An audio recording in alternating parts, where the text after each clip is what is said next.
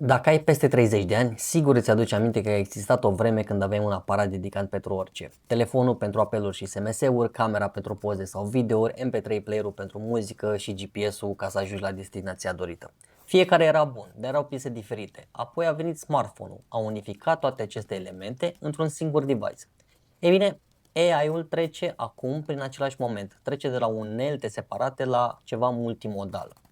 Există în piață AI-uri specializate și nișate, Midjourney pentru poze, Eleven Labs pentru voce, Suno pentru muzică și lista poate să continue. Acestea sunt tool-uri unimodale, sunt bune și excelează la un singur lucru. Pe de altă parte, AI-ul multimodal, cum sunt ChatGPT, Gemini sau Grok, nu sunt doar o colecție de unelte puse la un loc. Este un creier digital care a fost antrenat de la început să vadă, să audă și să citească sau să scrie. Pentru aceste tipuri de AI-uri, fie că vorbim de un pixel într-o poză sau de o literă într-un text, pentru el reprezintă același lucru, adică informație. Această informație îi permite să înțeleagă contextul global, nu doar fragmente. De ce este chestia asta importantă?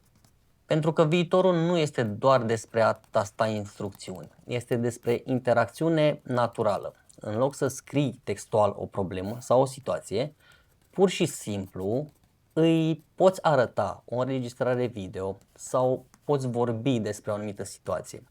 AI-ul vede problema, aude tonul vocii tale și îți va da o soluție bună pentru că are mai mult context.